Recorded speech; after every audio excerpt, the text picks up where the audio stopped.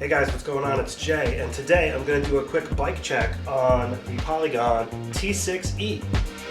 Just another sunny day. So when it comes to setting up the bike, there's a couple of key factors that you really need to dial in order for the bike to handle how you like it on the trail. Now, specifically what I'm talking about is pressure in the shocks. These are air shocks, and you have to put the proper pressure in there for your weight. So this way you have the correct amount of sag. Right now the bike has no sag because there's no weight on it, but once I sit on the bike, the suspension is going to compress like a little bit, and that puts you in like the sweet spot of the suspension, and that's known as sag. And guys, there's these little blue O-rings that you can use to set the sag. So you basically just slide the little O-ring up on the top here for the rear shock and all the way down on the bottom for the front, and then when you get on the bike, like I said, you'll see it sag that little bit. Now you got to try to get on gently. You don't want to bounce on the bike. You just want to get on it to get that sag. And what I'll do is I'll put the seat up and I'll sit on it, and that's pretty much it. So now if I get off, you'll see the sag. So you can see here, proper sag. And you can see here on the fork, same deal. Now some of these settings are subjective, like sag for example. You could set your sag at 20% or you could set it as high as like 30-35% even, just depending on how you like the suspension to feel.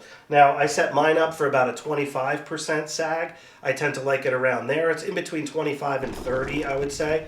That's where I find it to work best for my style of riding, and I tend to ride trails pretty hard and fast, roots, rocks, things like that, smaller jumps and stuff. I'm not going off huge jumps. If I was, I would probably have higher pressure in the shock, front and rear, just to keep from bottoming out, like if I was doing really big drops all the time. But I'm not doing that. I'm generally trail riding. So anyways, let's go over these settings quick. So for the rear shock, I have this pump here. You need a high pressure shock pump if you're not aware. I'll have this linked below in the description area. They're not that expensive, but you do need a high pressure pump. You can't use the tire pump for this. And so for the rear shock, I have 250 pounds in the rear shock. Now the front shock, and it has like a little valve here, you just unscrew and you just screw this guy on there. It's pretty straightforward. On the front here, the fork, air goes in on the left side of the fork, and I have that fork set at 100 pounds. So as far as compression dampening and rebound dampening, that controls how the suspension handles when going down and when coming back up. Compression is going down, rebound coming back up. Now compression is this blue lever, and when riding I pretty much have it wide open unless I'm cruising on the road. If I'm on like a rail trail or something like that and I don't want the front really bouncing a little bit, I can lock this out a little bit and it'll just make it a little more efficient to pedal. But when I'm on the trails, I always have it wide open pretty much. Now as far as the rebound dampening, that's down here. This is the red dial, and I have that halfway, so it's about at 8 clicks or so from the minimum. And that seems to work really well overall. Now for the rear shock, I have the compression wide open, and that I will also change depending on how I'm riding.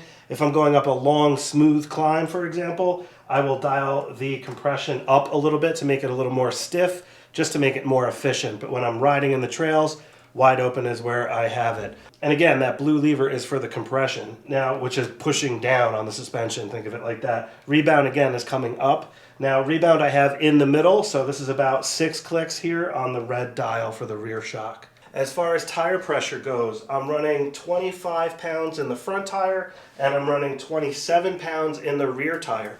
The tubes are still in here. So if I was running tubeless, I would consider lowering the pressure, maybe 2 pounds, front and rear, but because I'm using tubes, I don't want to get a pinch flat, so I have the pressure a little bit harder than I would like. But honestly, because this bike is fairly heavy, weighing in about 52 pounds, that tire pressure feels pretty good. And the tires are 2.6, so they're pretty big tires. That's a lot of volume in there. So again, with tubes in it, that's where I'm running it. I do not want to get a flat. So like I said, I do have them just a little bit harder. Now, as far as pedals go, I'm still using the stock pedals. These are working great. I just don't really see a need to change them for now. I was going to put on my 1-Up pedals, but I'm pretty happy with these. I don't really see a need to change them. Now, one other thing I did change, guys, was the riser height here on the stem.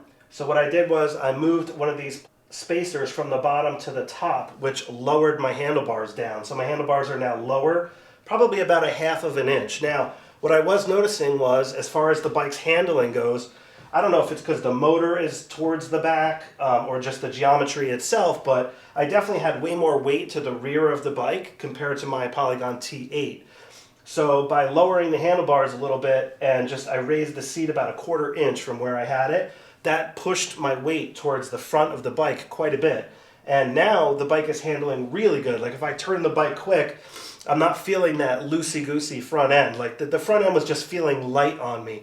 And it's way better now. So like I said, I just had to lower that a little bit. One other thing I could do is I could change the way the suspension is set here. Right now it's set to low. If I change that to high, it will actually change the geometry of the frame, even emphasizing more weight on the front. But I'm finding it right now where it is feeling pretty darn good. One other change I made was the grips. I got these Ergon GA3s because they have that little extra padding for my hands, and it makes a huge difference. I noticed that was honestly one of the first things I wanted to change once I started riding this. I got used to these style of grips, and going back to just full round grips like that came with the bike, these ones, I didn't really like these at all. It's just not enough dampening, not enough surface area for me to grab, I feel like, and I just like having more space for my palm to rest. Like, again, guys, I'm 45 years old. I'm not hitting it that hard. So for me, again, I'm going for comfort and fun and so forth. So that's pretty much how I have the T6E set up at the moment. And so far, this bike's running great. Battery life, I never had a problem with the battery. Every ride I've been on, I didn't even get to half battery life. So that doesn't seem to be an issue either. All right, guys, I will be coming out with the full review pretty soon. It's going to be on my other channel, though, so if you search for my name, Jason Herman, that's my other channel on YouTube. That's where the full review will be. Now, I also have a bunch of other videos on the T6E as far as setting up the computer and stuff, if you guys are unaware on how to use the computer. If you've never done it before, you know, it's not hard, but you have to turn it on, and there's a couple of different options in there. So I go over that in a video. I'll have that linked below in the description area. I really appreciate you checking out my video, and please stay tuned for more videos on the T6E and future mountain bikes and other cool gear. I will catch up with you next time. Take care.